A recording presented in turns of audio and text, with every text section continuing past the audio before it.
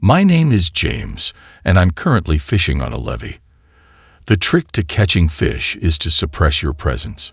You should approach it with a calm and clear mind. But as I watch the line I've cast, I can't help but recall yesterday's scolding from my boss. I work in sales at a moving company. I got into this industry because of a moving job I started in high school as a part-timer. However, a few years later, I got transferred and ended up under a terrible boss. Her name is Susan. Susan, now in her 40s, has a hysterical scream that's really tough to handle. You're the only one in our department who hasn't met this period's goals. You're dead weight here. Just goes to show high school grads are useless. She's a nasty boss who always brings up my educational background whenever she can. Indeed, I didn't go to college and joined this company straight out of high school. But hey, she went to just a vocational school for illustration. Susan used to be an illustrator in her youth, but after failing to realize her dream, she's been in this industry for almost 20 years now. At the occasional drinking parties, a drunk Susan would loudly lament, "I should have gone to university instead of that vocational school." The result of chasing and failing her dream left her with nothing but the title of vocational school grad, which must feel frustrating. Susan's complex about her education is serious. She's awkward around college-educated newcomers and tries to demean people like me with only a high school education. Frankly, I've been experiencing daily harassment from Susan, but in this department, her word is law due to her long tenure. In short, nobody defends me from her harassment, and instead, they side with Susan, leaving me to face cold stares. Honestly, it's hard to maintain a calm and clear mind in my life, even when I'm fishing. "Hey James, what's up? Your line is shaking." Alerted by George, my fishing buddy, I snap out of my thoughts. "Got something on your mind?" George, an avid fisherman, would even go fishing on the sea during long holidays. His skin tanned, always showing a pleasant smile. "No, I'm fine." I shake my head and refocus on fishing. I can't let my personal issues disturb George's enjoyable private time. "Oh, now you're focused." George laughs. "It's only when I'm fishing like this that I can forget the unpleasant things." After refocusing, I got a head on my fishing rod. When I reeled it in, it turned out to be a pretty big catch, and my fishing buddies erupted in cheers. "Nice catch. This must be the king of this area. Your family will be thrilled." George rejoices as if it's his own achievement, and I feel my face stiffen momentarily. But I quickly muster a smile. Seriously, even on a day when I catch a big one, I'm still bogged down with worries. I sigh inwardly. I just couldn't bring myself to say it in front of George that my wife was having an affair. I have a wife, Helen, and a daughter, Sarah, who just turned 11. Even when things got tough, I could keep going, thinking of my family. But lately Helen's behavior has been strange. She's unusually cold towards me, and I feel like she's distancing herself. And that's not all. Recently, I saw Helen, dressed up, walking with a man I didn't recognize on my way back from work. I watched the scene in disbelief. I couldn't believe Helen would. It just didn't seem possible. I was too afraid to confront her about the truth, so I still haven't asked. I hope it's just my misunderstanding. As pathetic as it sounds, I find myself wanting to ignore it more and more each day. I thought showing her the fish I caught today might improve our relationship, even just a little. So with that faint hope, I hurried back home, packing the fish in a cooler. But my wishful thinking quickly crumbled. Helen didn't even glance at the fish I brought home, and instead handed me a piece of paper that wiped the smile off my face. It said divorce. No way, are you kidding? Even as I said that, Helen's cold expression didn't change. I'm tired of being with a man who's gloomy, boring, and smells like fish. I want to start my life over. I was stunned by Helen's harsh words. Start over? Are you saying you're going to be with that man? I finally confronted Helen about seeing her with another man a few weeks ago and accused her of cheating. Helen looked surprised for a moment, saying, "You saw that, huh?" But then she blamed me, saying it's all your fault. You've always been so incompetent. Such a selfish reason. But I, not good with words, couldn't come up with a good response. I yelled, "The affair was your doing." Yet Helen retorted, "Do you even know how much you earn? With that salary, you expect me to do all the housework and take care of Sarah while working. What are you acting so high and mighty for?" Sure, I had my shortcomings, but I never intended to put everything on Helen. However, it's partly true that she had more burden, and I found myself at a loss for words. I always got out-argued in arguments. In the end, I couldn't stop Helen, and she left the house with our daughter, Sarah. All I could do was watch Sarah leave with a sad face. The next weekend, I was standing absent-mindedly on the breakwater where I usually fish. The evening sky turned the sea an orange hue. They say staring at the vast ocean makes your troubles seem small, but just looking at the sea won't bring Helen and Sarah back. My worries only grew day by day. I had no love left for Helen. I couldn't forgive her for driving me to utter despair. Go wherever you want with another man, I thought. But the problem was our daughter, Sarah. I want to live with my beloved daughter. But now, in the midst of a custody battle, knowing that the mother gets custody 90% of the time, the odds seemed grim. Even if the divorce is due to the wife's infidelity, it's bizarre how the custody usually doesn't go to the husband. Will I never be able to live with Sarah again? The more I thought about it, the more depressed I became. And then, at that moment, my fishing buddy George suddenly asked me, "Hey James, I thought you had left already. What's with that look? Like you're about to jump into the sea." Hearing this, I almost burst into tears. Normally, I would just smile and say it's nothing. But today I just couldn't. I poured out all my pent-up emotions to George. I told him about being constantly berated by my boss at work, about my wife cheating on me and filing for divorce, taking our daughter away, and how I felt utterly hopeless. I've been told I'm worthless by both my job and my family. Maybe I should just jump into the sea.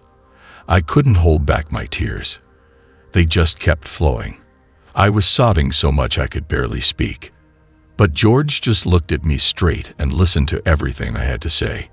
He grabbed my shoulders firmly and said, "Just being alive and able to fish is enough, isn't it?" His compassionate smile finally calmed my heart. "James, if you were gone, I'd lose my fishing mentor. That would be a real problem for me. Can you keep living, thinking of it as a favor for me?" "Mentor? I hardly ever catch big fish. What are you talking about? I fish more than anyone, and yet the other day I ended up catching a plastic bottle. Seriously, there's too much plastic trash these days. Maybe I should become an environmental activist." George's joke made me laugh. He is a really funny guy. I realized he has this charisma that draws people in, and his kind nature is probably what everyone loves about him. "Thanks, George. I'll try a bit harder." "Good to hear, James. But remember, it's important to muster up the courage to fight sometimes. Fight. Just please muster up the courage to fight. I'll pick up the pieces for you." Picking up pieces? That sounds like you're expecting me to die. I couldn't help but smile wryly at George's words. But indeed, I had been running from conflict, always just taking whatever was thrown at me. Is this really how it should be? George's words made me question for the first time what it means to fight. The next day, when I went to work, I got yelled at by Susan again. "Your shirt is all wrinkled. Do you even care about your job? If you don't, just leave." It was the same old yelling, just using me as a stress reliever. Yesterday, the day before, and the day before that, I had been constantly bombarded with such yelling every single day. I had enough. Remembering what George said, I finally understood what it meant to fight. I had a part in this too. If I didn't like it, I should speak up, I told myself. And then I glared at Susan and said, "So it's okay if I leave?" Her face changed color as she wasn't expecting me to talk back. "What? Well, it's not a problem. I could see she was clearly shaken. I slammed the resignation letter I had written earlier onto Susan's desk.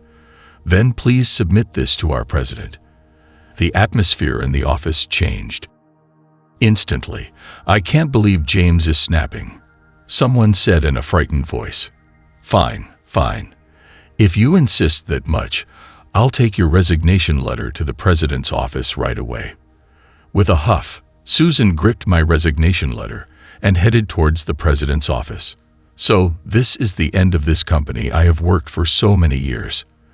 The thought made me feel a bit sad. I did love my job here. Well, for now, I'll head to my usual fishing spot this coming weekend. I'll make sure George picks up my pieces as he promised. Just as I was thinking about this and started to tidy up my desk, it happened. Suddenly, the phone on my desk rang. The call was from the president's office. Maybe it's about the resignation letter. Thinking this, I answered the phone and was told, "Please come to the president's office immediately." I left my desk as it was and headed straight there. Entering the president's office, I found Mr. Thompson, the president, and Susan inside. Surprisingly, Susan suddenly apologized to me. "I'm sorry. I went too far. Please reconsider submitting your resignation." I was puzzled about what was happening, but Mr. Thompson explained, "James, you were handling our major client Bridgewater Commercial, but recently Susan took over, right?" "Yes, that's correct. I was in charge of Bridgewater Commercial until last week. I always believed in nurturing relationships with our existing clients just as much as acquiring new ones, so I took care to handle them meticulously. However, due to low sales, Susan fiendishly took over the account. About that, the client has said if it's not James, we may reconsider our business with you." "What?" "Mr. Bridgewater said that. It's a problem." Mr. Bridgewater personally lodged a complaint, and just when Susan brought in your resignation, I ordered her to convince you to stay. "I see, so that's what this is about." I glared hard at Susan. She seemed a bit intimidated. Now was the time to truly fight. I have been suffering from workplace harassment by Susan. At this, President Thompson's expression changed. What do you mean?" Susan stammered. But I told Mr. Thompson about all the abuse I had endured from her. If Susan stays, I still intend to leave." Mr. Thompson then said gravely, "Understood. Workplace harassment is a serious issue in this day and age. We will thoroughly review our conduct." A few days after this meeting, an internal inquiry confirmed the harassment by Susan, and she was demoted and transferred. It was an unusually quick decision. The company wanted to restore trust with Bridgewater Commercial as soon as possible, so I was put back in charge of Bridgewater Commercial.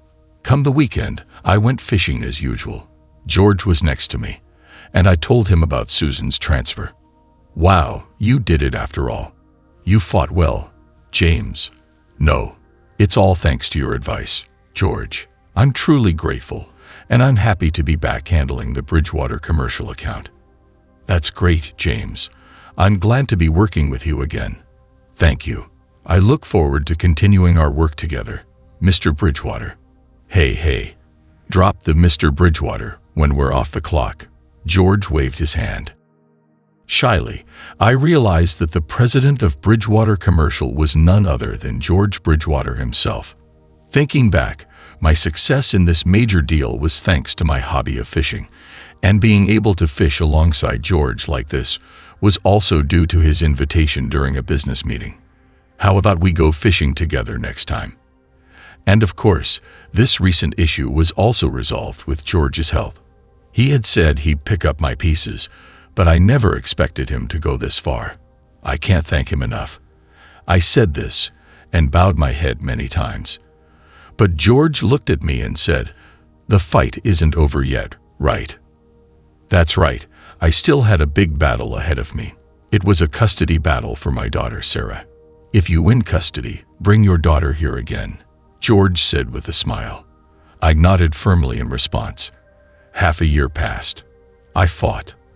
I confronted my wife, Helen, head-on, and finally, the verdict was out. I went to the fishing spot where George was, to report the outcome with my daughter in tow. In the end, George had helped me again. Being a business owner, he knew many good lawyers and referred one to me. Thanks to that, the court proceedings went in my favor, and now I am able to live with my daughter, Sarah. Sarah, like me, has trouble speaking up. She couldn't express herself to her mother, but when the lawyer facilitated a conversation, she expressed her desire to stay with me, saying, "I want to be with Daddy." "The battle is finally over, James," George said, intently watching his fishing line. I whispered yes in response. I always felt pathetic, always being helped by George. To my slight dejection, George asked Sarah, "Do you like your dad?" Sarah, who became a 6th grader this year, seemed embarrassed to say "I like" out loud, perhaps because of shyness. She hesitated with an E, but then nodded silently afterward. That's right. Your dad might not look dependable, but he's the kind of person who always looks out for others and supports them in the background." To think that he saw me in such a way, George's words made me so happy. I realized that what I had been doing wasn't wrong and decided to continue tackling everything with compassion. Then George's fishing line tugged violently. Oh, here it comes. A big one. After a long time, "Careful, George, take it slow."